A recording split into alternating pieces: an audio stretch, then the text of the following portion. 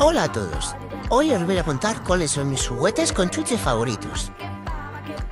Este con forma de planeta hace que las chuches o el pienso salgan más despacio, así estoy mucho rato entretenido.